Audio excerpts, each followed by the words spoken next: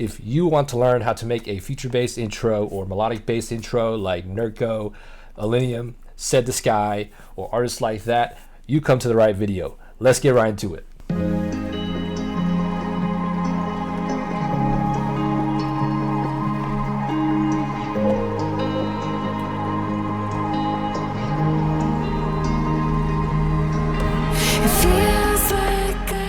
In case you guys are wondering, this is from my latest track with Monica Santucci and Amadeus called Take Me Away. You're welcome to check that out in the description below. All right, so the first layer we have is a vocal chop. It sounds like this.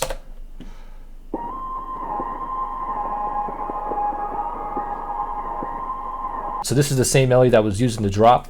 This is a great way to kind of tease your drop melody but without revealing the whole entire thing. And let me get into the processing on how you can do that. This is Little Altar Boy, pitched up by 12, a little bit of formants, no drive. Sometimes I do like to boost the drive depending on what other distortions I use.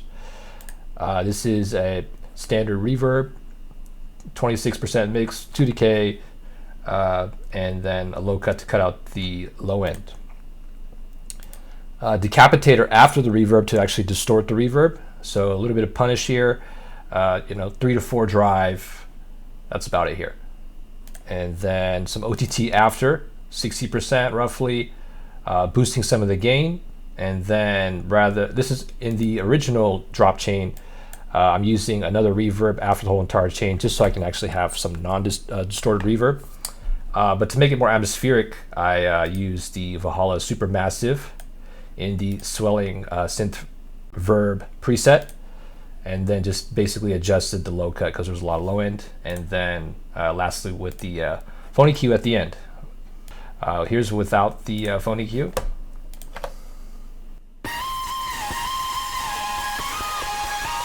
And then with.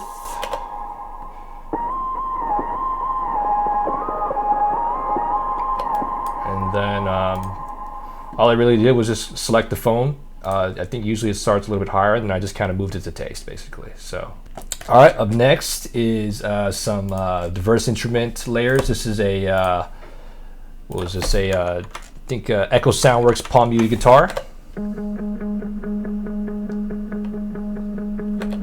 Using the Creamy Snowflakes preset on Guitar Rig. Pretty much just kind of played with the, I think it was the rate. I really can't remember, or the intensity actually, the tremolo. Maybe adjusted some delay. Definitely the reverb. Definitely wanted to tone that down. This one's not even on, so we can skip that one. But yeah, like this reverb, for example, I think it might probably started higher, and I adjusted down to like 20% just to calm down the reverb. Same with this one here. Then I added some more reverb as well, and then a little bit of EQ to take out some of the highs and the lows. Especially that high end coming through.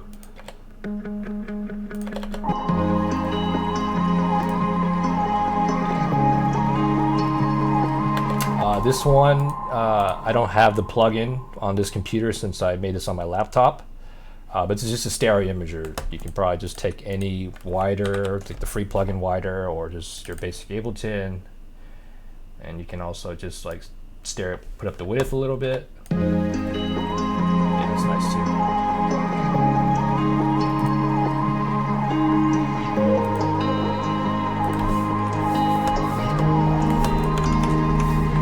Kind of fills out the whole track a bit more when you add that, so yeah. Cool. Next up is the guitar. This is recorded from Natali from Caslo. Well, formerly from Caslo, now ventured on his own as Venteria. And also, if you're looking to actually buy some guitars, I have a new guitar sample pack just for this freaking genre ready. So if you are looking to purchase that, you're welcome to check out the description. Pretty much there's a bunch of royalty-free guitars, just like this one here.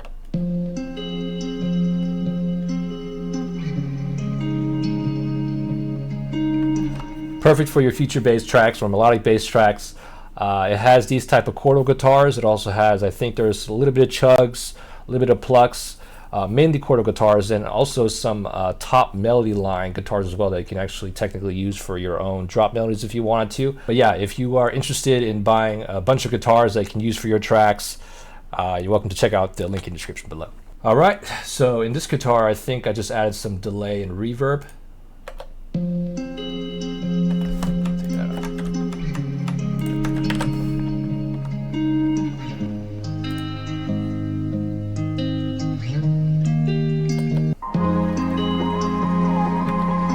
There's already actually, I think, some reverb already on it, but I felt like I wanted to blend into the track a bit more, so I opted for the delay and reverb.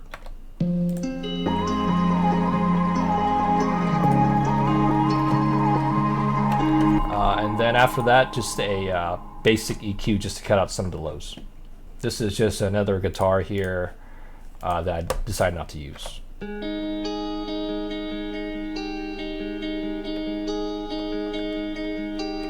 Again, more guitars like that in my sample pack. All right, so moving forward, I think this is a atmosphere patch. Okay,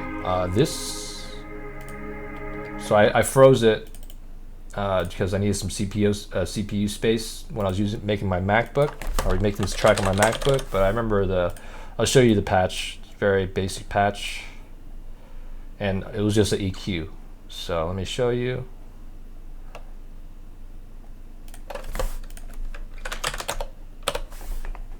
Yeah, it was Magma Guitar Reverse, and literally all I did was just take the chords here from the piano. Oh, maybe I didn't go through the piano, so I'll go back to that in just a bit. And obviously this is not going to sound as correct because it's humanized for the piano, but here we go.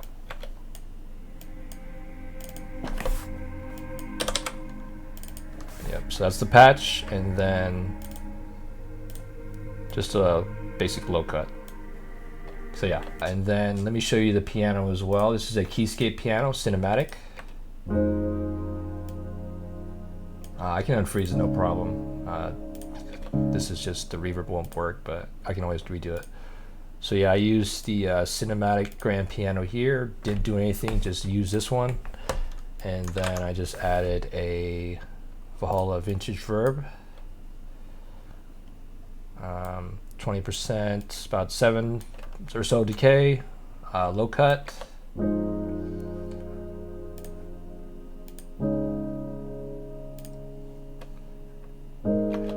This is, I was just testing it out. I preferred it without the OTT, but this is basically just extending the reverb.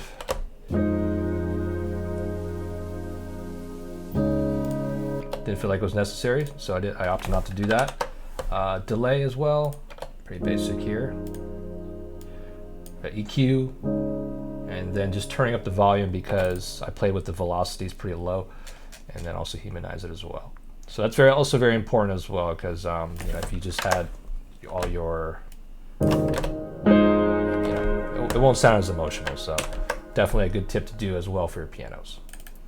All right, moving forward to the next layer. So going back to the pads, I don't remember this pad to be honest, but it basically was a good accommodating pad to layer with this one. A little bit more higher in the frequency. So they mesh really well together.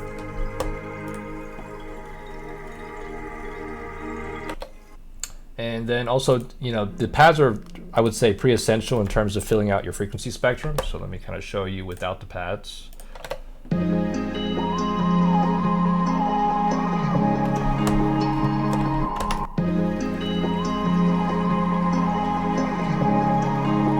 So definitely quite essential to fill out the frequency spectrum of your track and to make it sound more full as well as professional. And then we have the atmospheres. It's pretty simple. So let me see here.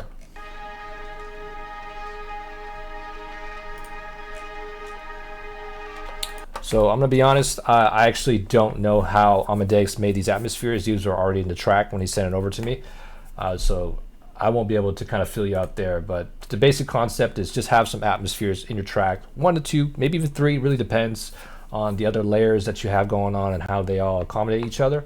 But it's the same idea, you know, the same idea of kind of how I showed you how I layer my pads. Find 2 atmospheres that accommodate each other in terms of sound, and you can layer them no problem, and it'll fill out your track. So the only thing that I did was I just kind of cut out the lows, because when he sent it over, there was a lot of lows on this one. And then, yeah, I mean, same idea. This is a little bit of a higher sounding kind of atmosphere, and this is like a lower. So they stack really well together. And then I actually added this vinyl crackle here. Just cut out some lows, some highs as well. I mean, I guess whatever works, whatever works. I think what I meant to do here was pan it one to the left and one to the right, but I guess I panned both to the right by accident. That was definitely unintentional. But hey, if it sounds good, it sounds good, right? But one good way to make the stereo width of your track sound bigger and wider is also panning your atmospheres left and right as well. But yeah, let me kind of show you the atmospheres without the track without the atmospheres as well.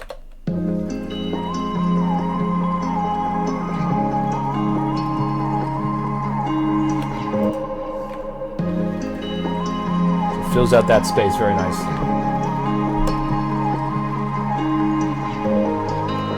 And then we have a EQ here, basically just getting rid of some of this lower end frequency. Okay, and then lastly we have the effects.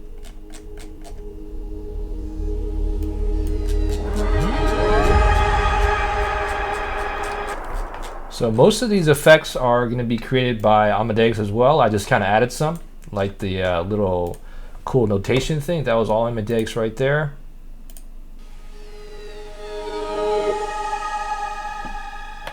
I think he used some, like, I don't know, I really don't know what he did, but he basically used guitar just to kind of give that like redux effect almost. You can get away with using redux as well to get that like bit crushy effect, which I actually used in some other transitions, but that sounded really cool, so I just kind of left it there. The only thing different was that I kind of automated the automation, the gain, and then I froze it here, so that way it kind of like built up and kind of made like a little bit of a riser effect essentially to transition over to the verse. Let's see what this is here. So yeah, that's also another effect that Amadeus made, as well as this one. I think this is like some reverse he used. Yeah, that was probably some like pad he had originally in the track, and just reversed that.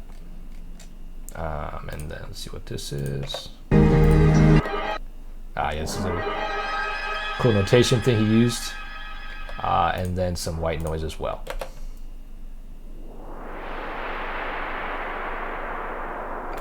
You can also do a cool little like white noise effect as well. I commonly use this, but I just wanted to switch it up this time. So just take like a white noise kind of effect, and then you can also just auto pan it. Basically, we're gonna do a little bit of a swirling effect, like. And then maybe something like this. Make it a little slower. Play with the rate here as well. Oops.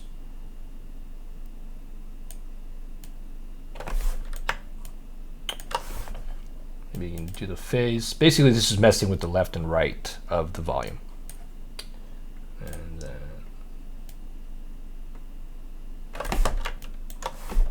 50.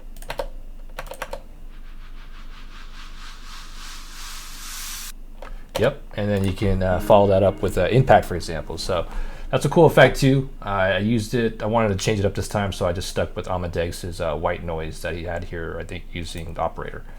And then I think I just had like impact here. Yep, a clean stop impact essentially. Closed it off because if I didn't, or took out the highs because if I didn't, it'd be too aggressive actually. So just kind of want a little bit more smoother transition, so took out the highs.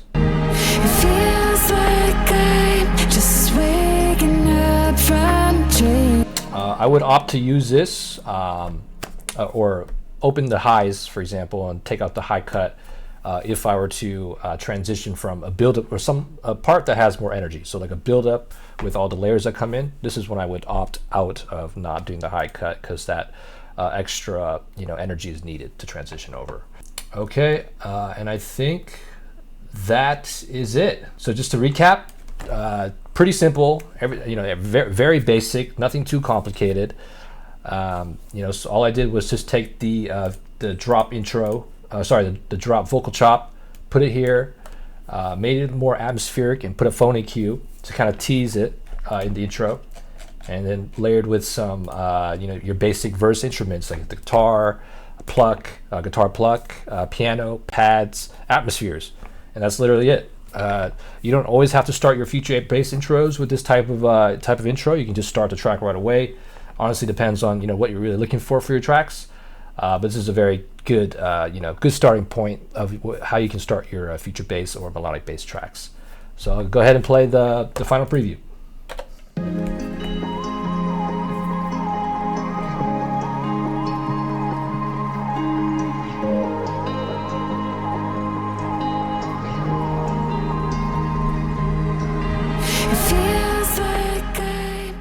Alright guys, I hope you guys enjoyed this video, and again, if you're interested in purchasing that guitar sample pack, feel free to click the link in the description below to buy that. Please follow me on my Instagram, as well as subscribe to my YouTube channel if you haven't yet. Hit the bell notification symbol so you know when my next video goes live. Join my Discord. Also, I'm going to do a Q&A live stream on my YouTube channel, so if you have any questions for me, I'm going to have a Google survey in the description below as well that you can fill out. And if you want to get your questions answered, please fill that survey form out, and then that way when I do the live stream, I'll get to the questions that were asked in order. All right guys, hope you enjoyed this video.